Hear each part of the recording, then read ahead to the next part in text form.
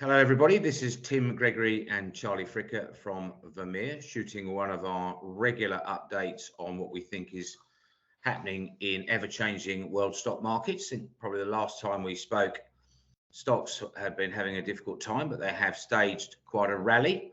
Just as a quick reminder, Vermeer runs a long-only global fund of just under 60 names with a very broad approach.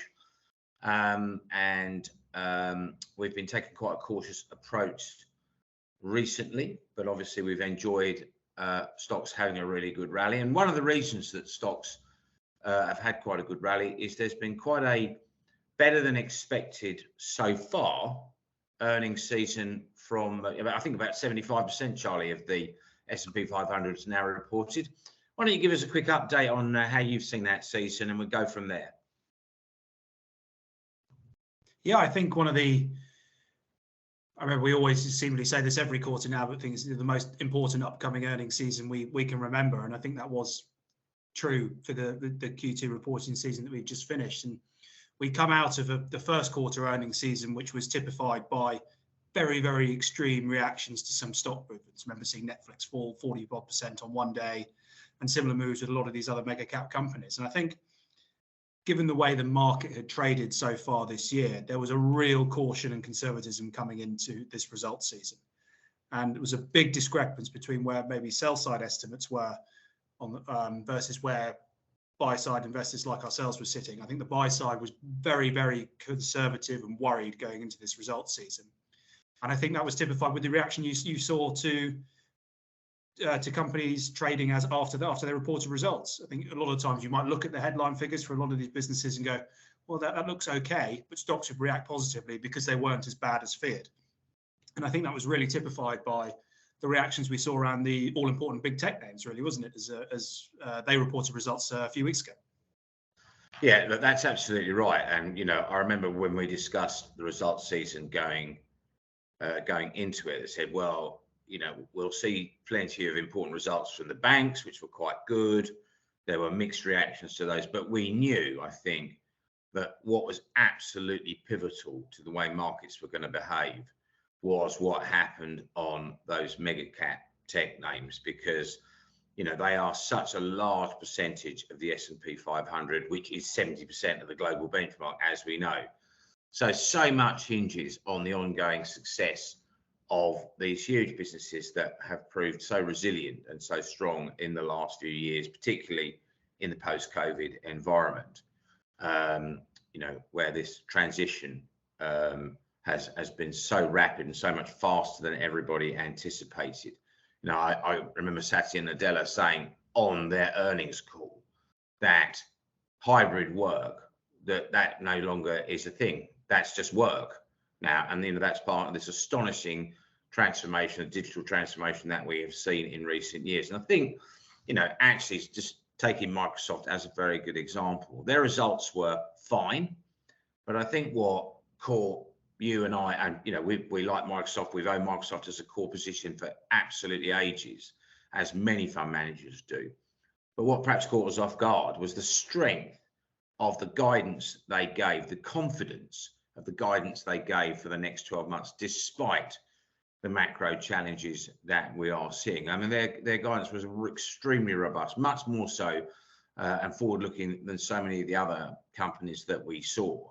And we did have better than expected results from Amazon, which of course talked about the same trends in AWS that Microsoft had talked about in Azure, albeit that GCP, Google Cloud, is a much smaller part of their business. They also talked about the fact that as far as they're concerned, and we heard this word early in terms of the transition to the cloud repeatedly on all those calls, just as we have from Accenture, which is a stock that we've admired for a very long time and finally felt like we had a chance to buy that earlier this year for the first time because the valuation came in so far. And they had a really positive investor day talking about the fact that the cloud adoption is early, but more importantly, actually utilization of the cloud is something where their consulting services really come forward. So it was a huge relief to us and other investors, wasn't it, that Microsoft, Amazon, Google Cloud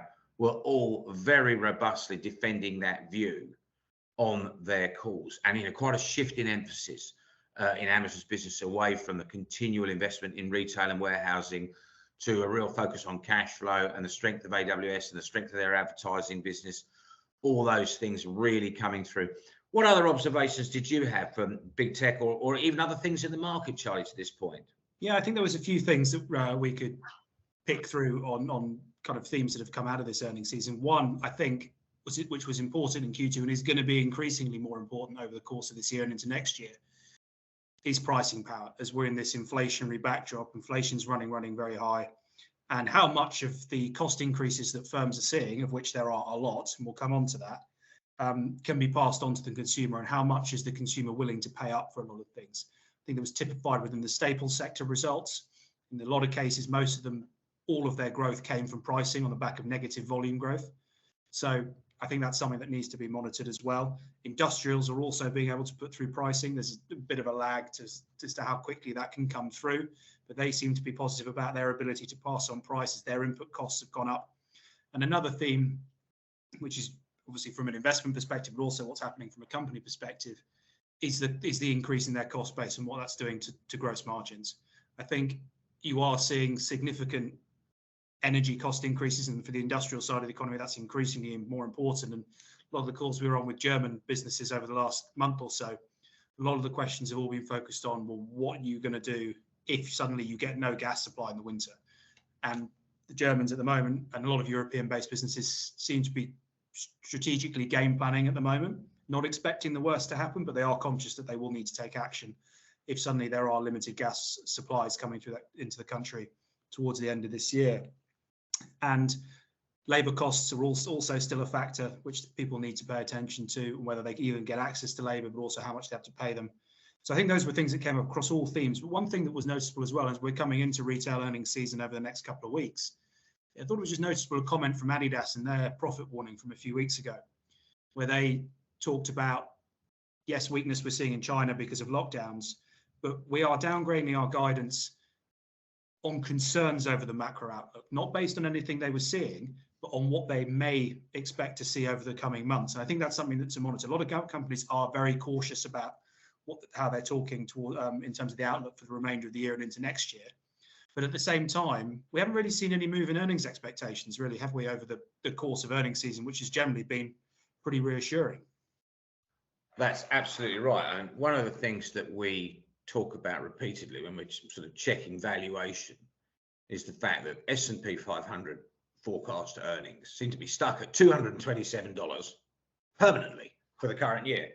And, to be honest, I think you and I thought that earnings were going to come down, partly just because of the dollar. The dollar's been so strong that optically that creates translation downgrades as well as transaction headaches for companies who become less competitive. But so far, that just hasn't come through. I mean, obviously, energy earnings have been way ahead of what people expected, and that's really held the market earnings in. What we are trying to work out is what happens next year. That's a whole different question, isn't it? Yeah, I think it is. At the moment, I think earnings estimates are sitting at about $245 for next year.